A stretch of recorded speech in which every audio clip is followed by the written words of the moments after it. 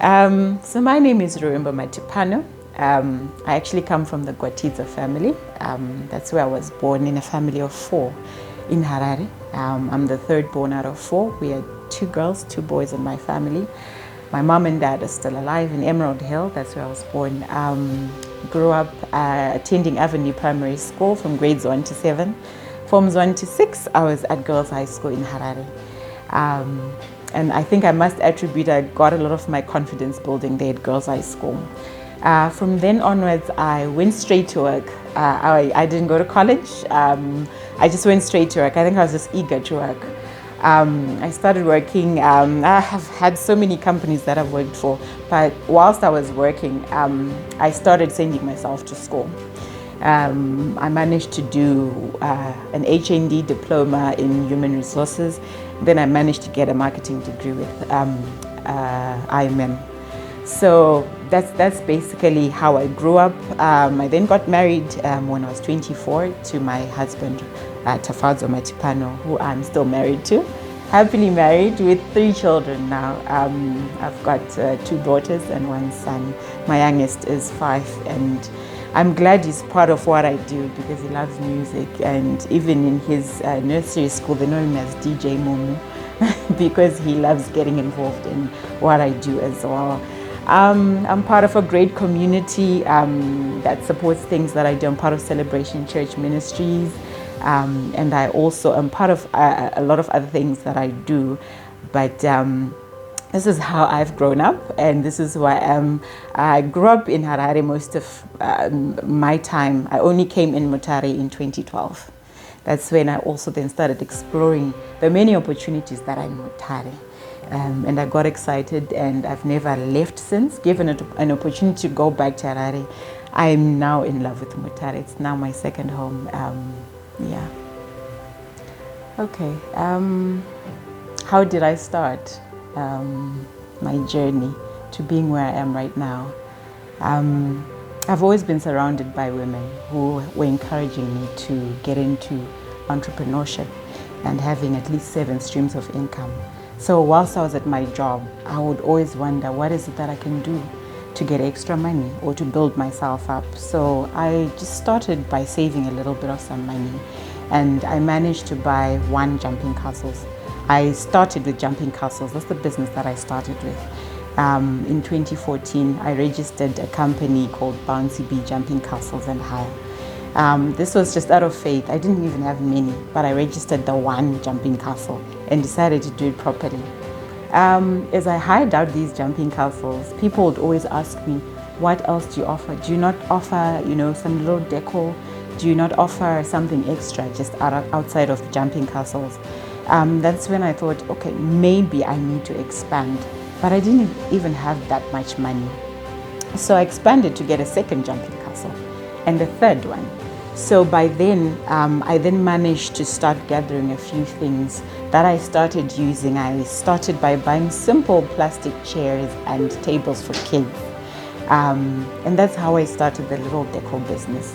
With no knowledge, just the passion and the drive. How did I learn to set things up? I would go on YouTube and learn. Nothing drove me except for passion. And during COVID, I then remember there were restrictions of movement, and I would get phone calls of saying, please come through, we want to have photo shoot setups. And the photo shoot setups that were popular then were the balloon setups.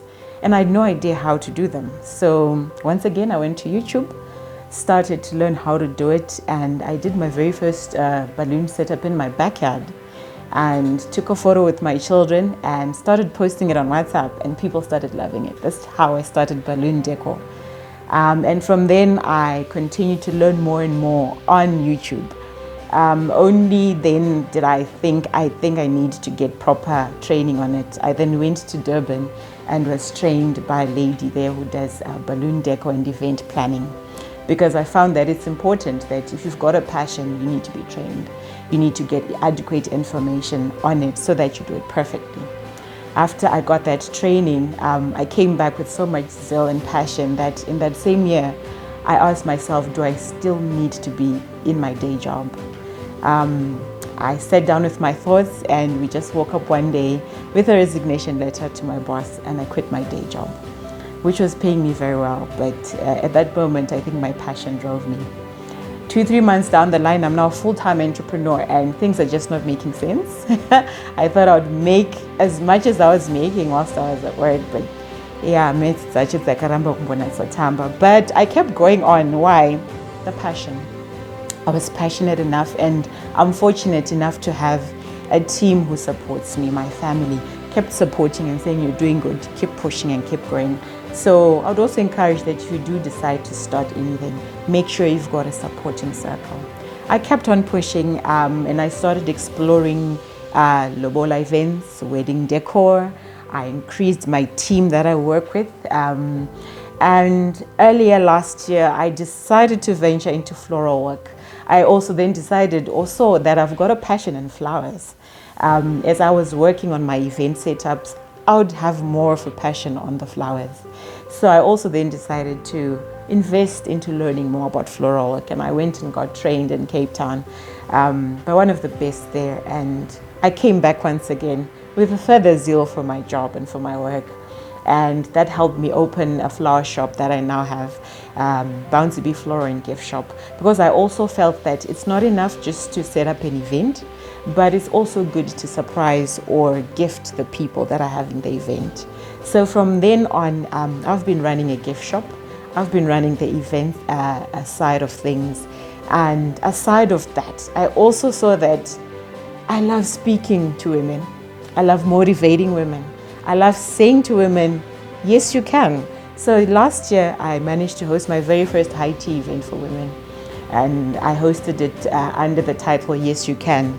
And as of now, we've got the Yes, You Can Ladies Network. That is over 50 ladies who are passionate about learning business, who are passionate about growing what they love. And we're working together, and I consult with a lot of women, encouraging them that they can do it too. I also host high teas for young children. This year I hosted a high tea event for young girls and teenage girls. And the support has been amazing from the entire community. I've been working with the girls from about 6 years up until their teens, and encouraging them that they can do it. It's not about their background. It's not about what they don't have. They just need to have the passion. So those are the things I've now been involved in. From a person who was doubting themselves, now I'm running an events company, a floral shop, and I'm also into event consulting, business consulting, motivational and self-confidence coaching. And that is where I am right now.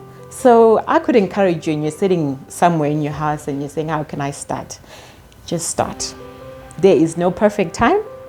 There is no perfect time which is this chaungana. Just start with what you have.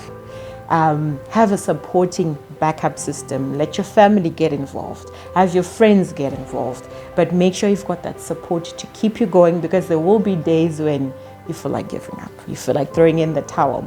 And also, you will never know unless you try. So many people say, but just give it a try. What do you lose?